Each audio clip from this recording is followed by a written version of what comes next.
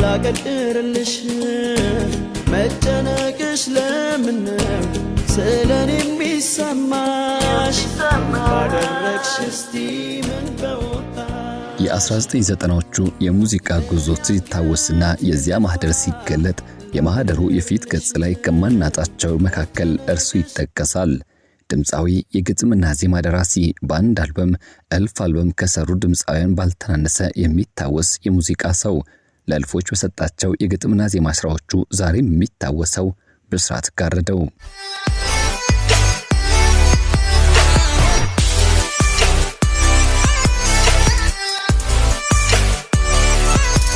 አስቀረኝ ምሽት ጽልመት እሄዳለሁ ላያት ካለችበት ሳይገታኝ ያራዊቱ ጊዜ እንደ ጅረት ውሃ ወደፊት እየፈሰሰ ዘመንን እየተካ ሲሄድ በልባችን ጓዳ ተሰንደው የሚቀሩ የህይወታችን መስመር ያሰመሩ ልዩ ትዝታዎች አሉ።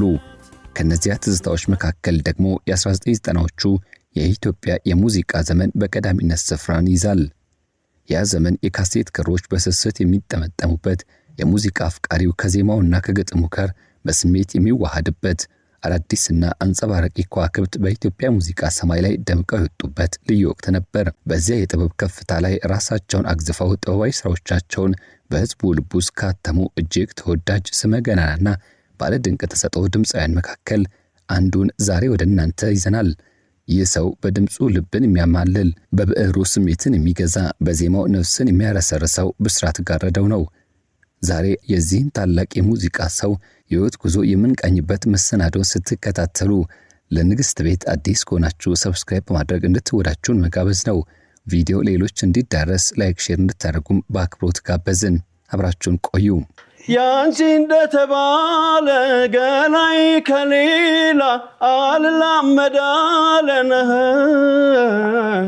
ተግባብቶ ለማደር የማይመቹን ተፈጥሮ ለማፍቀር የዚህ ታላቅ የጥበብ ሰው የህይወት ውጣ ውረድ የስኬት ማማና ዳግም መወለድ የሚመስለው የህይወት መንገዱ ምን ይመስላል? ከወለታ እስከ ካሳንችስ የጥበብ ዘር የተዘራበት የልጅነት አውድማው ብስራት ጋረደው የህይወት ታሪኩ የሚጀምረው አረንጓዴው ለምለም ከከበባት ከተማ ከሆለታ ነው። የብስራት ወላጅ አባት በዘመኑ ወታደር ስለነበሩ ብስራትም ይቻለም የተቀላቀለው በዚያው ሆለታ ካምፕ ውስጥ ነበር። የመጀመሪያዎቹን 4 የልጅነት የህይወት ዓመታትን ወታደራዊ ስነ ስርዓት ያባወራች የአገር ፍቅር ስሜትና የተፈጥሮ ውበት በተንጸባረቀበት በሆለታ አሳለፈም። ይሁን እንጂ የህይወት መስመሩ ሌላ አቅጣጫ እንዲያመራ የተጻፈው ዕጣ ፈንታው ጋር ተገናኘም። ገና በ4 ዓመቱ ከሆለታ ወደ አዲስ አበባ ከተማ በተለይም የጥበብና የትዝታ ማዕከል ወደ ሆነችው ወደ ካሳንችስ ግቢ ገብርኤል ወደሚባለው ሰፈር መጥቶ እዚያው ህይወትን ቀጠለም። ካሳንችስ ለብስራት የልጅነት መጫወቻ ብቻ ሳትሆን የጥበብ ማህፀኑም ጭምር ነበረች። የመጀመሪያና ሁለተኛ ደረጃ ትምህርቱን በምስራቅ አጠቃላይ ትምህርት ቤት እየተከታተለ ባለበት በዚያ ለጋ ልጅነት እድሜው የሙዚቃ ፍቅር ልቡ ውስጥ ማቆጥቆጥ ጀመረም። ለእድሜ ኩዮቹ እያዜመ የውስጡን የጥበብ ጥሪ ያዳመጠ ያቺ የካሳንችስ ሰፈር የወደፊት ብስራት ጋረደውን ቅርጽ ማስያዝ ጀመረች። ያደገበት አካባቢ የነበረው ማህበራዊ ትስስርና የነዋሪው ሞቅ ያለ ህይወት ዘይቤ የብስራትን የተረጋጋና ጥልቅ አስተሳሰብ ያለው ስብዕና የበለጠ ከፍ አድርጎታል። እርሱ ብዙ ከመናገር ይልቅ በጸጥታ ማስተዋልን የሚመርጥ፣ የሰዎችን ስሜት በቅርበት የሚያነብና ያነበበውን ወደ ማራኪ ዜማና ግጥም የሚቀይር ልዩ የተፈጥሮ ስጦታ የታደለ ሰው ነው። ብስራት ጋረደው ወደ ሙዚቃው ዓለም ሙሉ በሙሉ ሲቀላቀል የመጀመሪያ የሙዚቃ ስራው የሆነው የዘላለም ይንሽ የተሰኘውና የኋላ ኋላ ጥበቡ ወርቅዬ ያቀንቅኖ የመጀመሪያ አልበሙ መጠሪያ ያደረገው የሙዚቃ ስራ ነው። ይህ ሙዚቃ ስራ ቀዳሚ ተጫዋቹና አንጎራጓሪው እሱ ነበርም። ይሁን እንጂ ይህን ድንቅ ስራ ብዙዎች የሚያስታውሱት ዛሬም ቢሆን በጥበቡ ወርቅዬ ነው። ድምፃዊ ብስራት ጋረደው ግን ከዚህ ሙዚቃ ጀርባ አሻራውን ያኖረ ቀድሞ የተጫወተ የሙዚቃው ግጥምና ዜማ ደራሲ እርሱ ነበር። በመሆኑም በርካታ የሙዚቃ አፍቃሪዎች ዘላለም ይንሽ የተሰኘውን የሙዚቃ ስራ ሲሰሙ የሚያስታውሱት ጥበቡን እንጂ ከጀርባው ያለው የብስራትን የፈጠራ ምጥ አይመስልም። ይህ ክስተት ግን ለብስራት የውድቀት ሳይሆን ሌላ የስኬት በር መክፈቻ ነበር። እርሱ መጫወቱ ደስተኛ እንደሆነ ጭምር ይገልጻል። የነበረው ማለት ነው የዘላለም ይንሽ የጸጸት ቁራኛ የቁጭትም ስንቄ ብስራት የራሱን አልበም ከማውጣቱ በፊት ለበርካታ የ1990ዎቹ ተወዳጅ ድምፃውያን የጀርባ አጥንት ሆኖ ቆይቷል። በእርሱ ብዕርና ዜማ የተዋቡ ስራዎች የበርካታ ድምፃውያንን ስም ከፍ አድርገው አስጠርተዋል። ወደ ኋላ መለስ ብለን የዚያ ዘመን የሙዚቃ ማህደር ስንፈትሽ ብስራት ጋረደው አሻራውን ያሳረፈባቸው በርካታ ድንቅ ስራዎችን እናገኛለን። ለታምራት ደስታ እኛን ነው ማየት፣ ሰው አለው እንዲሁም ማሪኝ የሚሉት የልብ ሰርሳሪ ዜማዎቹ ያበረከተው እርሱ ነው። ለብስ ጥሩነህ በሬ ሲንኳኳ ይበለኝ የተሰኙ ስራዎችን ሰጥቷል።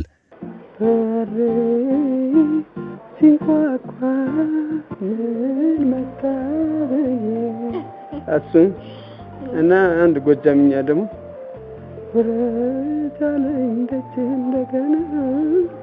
እሱም ወንድሙ ጀር ሁለት ዘፈን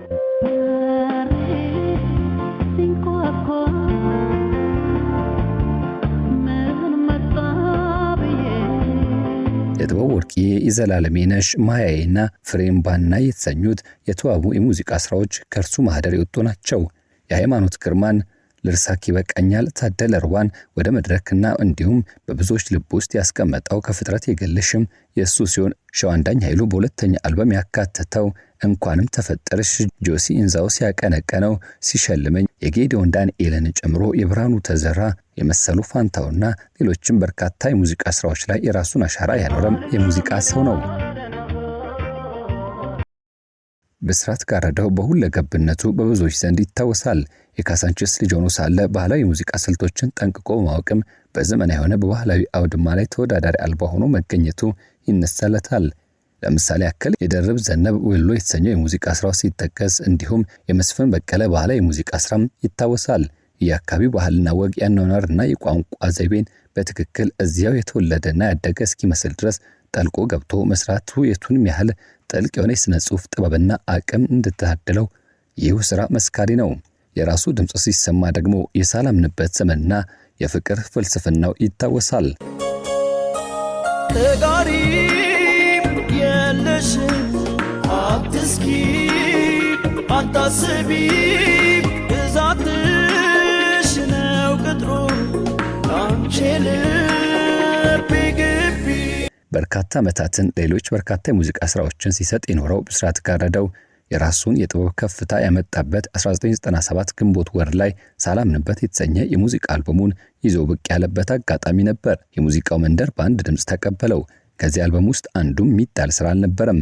እያንዳንዱ ዜማና ግጥም የብስራትን የጠለቀ አስተሳሰብ፣ ለፍቅር ያለውን አመለካከትና ለህይወት ያለውን ብስለት የሚያንጸባርቅበት ነበር። የብስራት የሙዚቃ ስራዎች ላይ ጎልቶ የሚታየው አንዱ ባህሪው በፍቅር ውስጥ ያለውን የመቻቻልና ራስን አሳልፎ የመስጠት ብሎም ለነገሮች ሁሉ እኔ ልጠይቅ እንጂ ሰው ላይ ጣቴን አልቀስርም የሚሉ ስሜቶች ይታያሉ። በዘፈኖች ውስጥ ለሚወዳት ሴት ያለው አክብሮት ጥፋት እንኳን ቢኖር ጥፋቱን ወደ ራሱ አምጥቶ ጣቱን ወደ እሷ ከመቀሰር ይልቅ ራሱን ተጠያቂ ማድረግን ይመርጣል። ይህ ገጸ ባህሪ እርሱ አቀነቀናቸው የሙዚቃ ስራዎች ውስጥ የምናገኘው። ራሱ ብስራት እንደሚለው ከሆነ ሰው ወቃሽ ከሚሆን እኔ ነኝ ቢል ይሻላል፣ ለፍቅር ራሱም ሰላም የሚፈጥረው እሱ ነው ብሎ ያምናል። በተጨማሪም የብስራት ስራዎች እውነተኛ የህይወት ገጠመኞች መነሻ ያደረጉ ናቸው። ለምሳሌ ግልግል የተሰኘው ዘፈን የሁለት አብረው ያደጉ ከሰፈራቸው ርቀው ይገናኙ የነበሩ በመጨረሻም ፍቅራቸው አደባባይ ወጥቶ የታወቀ የሰፈሩ ልጆች እውነተኛ ታሪክ መሆኑን ይገልጻል። እዛ በገሃድ አወጡት መጨረሻ ላይ ሁሉም አወቀ ማለት ነው። በእነሱ ታሪክ ነው የተሰራ። ግልግል ነው እንኳን ጋር ወጣም ዝም ብለን ነው ያበዛነው ጣጣ። እርሱ እንደሚለውና እንደሚገልጸው ከሆነ እውነተኛ ታሪክን መሰረት አድርጎ የሰራው ይህ ግልግል ነው የተሰኘው የሙዚቃ ስራ በብዙዎች ዘንድ ተወዳጅ ከመሆኑ ባለፈ እውነተኛ ታሪክን ተንተርሶ የተሰራ ነው። ታዲያ እውነተኛ ታሪኩ ላይ የተገለጹት የእርሱ የሰፈር ልጆች አብሮ አደጎች ዛሬ ላይ ተጋብተው ልጆች አፍርተው ህይወትን እያጣጣሙ ይገኛሉ። ከዚህ በተጨማሪ ብስራት ጋረደው በሚታወስበት በዚህ አልበም ከሰራቸው ልዩ ስራዎች መካከል ብዙዎች እንደሚያነሱት እኔ ነኝ የሚለው የሙዚቃ ስራ ዘመን የማይሽረው ውብ ዘፈን ነው ይላሉ። በሌላ በኩል ደግሞ ተጋሪም የለሽም የተሰኘው ሙዚቃ እጅግ በጣም ቆንጆ ከሚባሉት የፍቅር ዜማዎች መካከል የሚመደብለት ነው።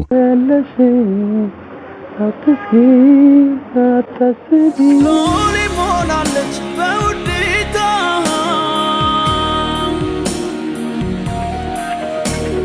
ስላወጣሽ ከውጋታ አይኗ ዜማን አሳዩኝና እንደ ዳኝነቱ የተሰኙት የሙዚቃ ስራዎችም በሳላምንበት አልበም ውስጥ ተካተው በሰው ልብ ውስጥ ከደረሱት መካከል ይጠቀሳሉ። በሌላ በኩል ደግሞ የብስራት ለየት ያለ ያዘፋፈን ስልት የታየበት በብዙዎች ዘንድ ልብ ማይሉት ግን ደግሞ ሲያደምጡት ወደ ኋላ በትዝታ የሚያኖግደው ቃና ዘገሊላ የተሰኘው የሙዚቃ ስራ ይጠቀሳል። በዚህ ሙዚቃ አልበም በብዛት በግጥምና ዜማ ራሱ ተሳትፎ ያደረገ ሲሆን በቅንብሩ ረገድ ደግሞ ዘመን የማይሽረውን አሻራውን አኑሮ ዛሬም ይህ አልበም እንድናስታውሰው የሚያደርገን ዳግማዊ አሊ ነው።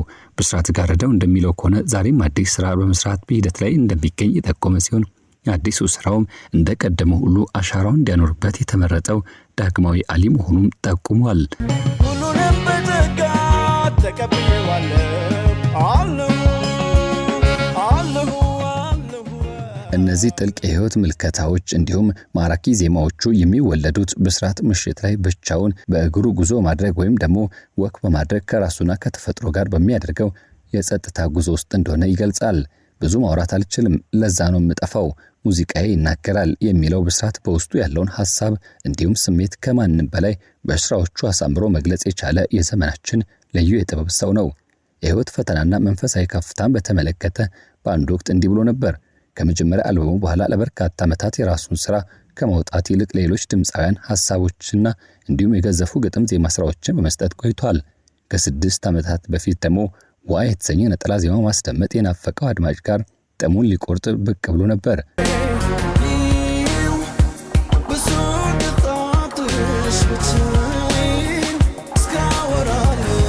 በቅርብ ጊዜያት ደግሞ ከተወዳጁ አቀናባሪ ዳግማዊ አሊ ጋር በመሆን አዲስ አልበም ሰርቶ እንዳጠናቀቀና ለህዝብ ጆሮ ለማድረስ በመንገድ ላይ እንደሚገኝ ተናግሮ ነበር። ነገር ግን ህይወት የራሷ የሆነ ያልተገመተ መስመር አላት። ብስራት ባልጠበቀ ሁኔታ በከባድ የስትሮክ ህመም ተመትቶ በጠና ታመመ። ይህ ጊዜ ለብስራት ብቻ ሳይሆን ለእርሱ የጥበብ ስራ አፍቃሪዎች በሙሉ እጅግ ፈታኝ ወቅት ነበር። ሞትና ህይወት የሚፋጠጡበት በዚያ የህመም አልጋ ላይ ሆኖ ብስራት ህይወትን በአዲስ መነጽር ተመለከታት። የፈጣሪው ቸርነት ታክሎበት ከህመሙ ሲያገግምና ዳግም የህይወት እስትንፋስ ሲዘራበት ውስጡ ትልቅ መንፈሳዊ መነቃቃት ተፈጠረበት። እግዚአብሔር ዳግም ዕድል የሰጠኝ እንዳመሰግነው እንጂ እንደዘፈን አይደለም ሲል ከአንድ ዓመት በፊት በአርቲስት ቴሌቪዥን 90ዎቹ በተሰኘ መሰናዶ ላይ ቀርቦ ተናግሮ ነበር። ያን ለረጅም ጊዜ የለፋበትና የደከመበትን አዲስ አልበም ትቶ ወደ መንፈሳዊ ህይወት እንዳዘነበለም ፍንጭ ሰጥቶ ነበር። ለአድናቂዎችም ሙዚቃ ትቻለው ከተመለስኩም በመዝሙር ነው የሚል ልብ የሚነካና ብሎም መለየትን የሚገልጽ አንዳች መልእክት አስተላለፈም። ይህ ሁሉ ሆኖ ሳለ እነሆ ዛሬ ለእናንተ የብስራት ጋረደው ሙዚቃ አፍቃሪዎችና የ1990ዎቹ የጥበብ ዘመን በናፍቆት ለምትጠብቁ ሁሉ ታላቅ የምስራች አለ እያለ ይገኛል። ከተመለስኩም በመዝሙር ነው ብሎ የነበረው ብስራት በህይወት ፈተና ውስጥ አልፎ በድል የተሻገረው ብስራት ጋረደው ያን በልባችን የሳልነውን ትዝታ ዘመን ዳግም ሊያሳየን ተመልሷል።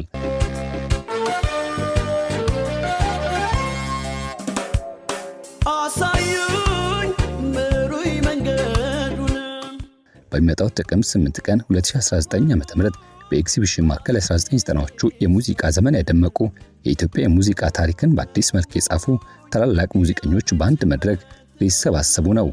በዚህ ታሪካዊ የሙዚቃ ድግስ ላይ ብስራት ጋረደውን ጨምሮ ያንን ዘመን የማይረሳ ያደረጉ አብዛኞቹ ድምፃውያን ይገናኛሉ። ይህም ዝግጅት ኮንሰርት ብቻ ሳይሆን ወደ ኋላ የተጓዘ የዘመን ባቡር ነው። የልጅነት ናፍቆት፣ የወጣትነት ፍቅር፣ ያ ያለፈው የህይወት ውበት በአንድ ላይ የሚከበርበት ታላቅ የትዝታ ጊዜ። የ1990ዎቹ አድማጭ በዚያ ዘመን የነበረውን መተሳሰብ፣ የሙዚቃ ጥልቀትና እውነተኛ ሂደት አሁንም ድረስ በውስጡ እንዳሰመረ ነው። ብስራት ራሱ እንዳለውና እንደተናገረው በዚያን ጊዜ ስራዎቹ እንዳይወድቁ አልበሞቹ ሁሉ ሰው ጋር እንዲደርስ ያደረገው አድማጩ ስራውን የሚሰማበት ትዕግስትና የሚሰጠው እውነተኛ አስተያየት ነው። እንግዲህ ይህ ልብ የሚነካ ታሪክና ዘመን ተሻጋሪ የሙዚቃ ስራ ዳግም በአካል ለማየት ጥቅምት 8 በኤግዚቢሽን ማዕከል ሁላችንም ቀጥረው እንያዝና ትዝታችንን እንመልስ ብሏል ብስራት ጋረደው።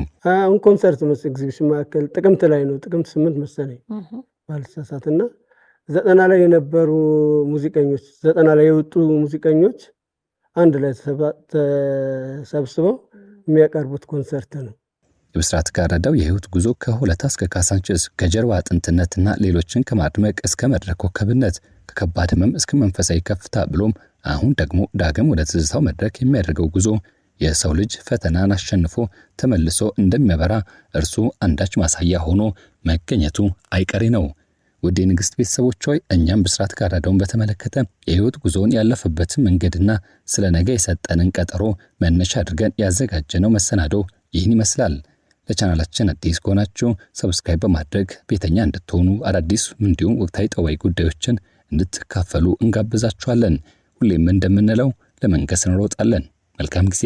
ጀግና አርጎኛል ፍቅሯ ልበ ብርቱ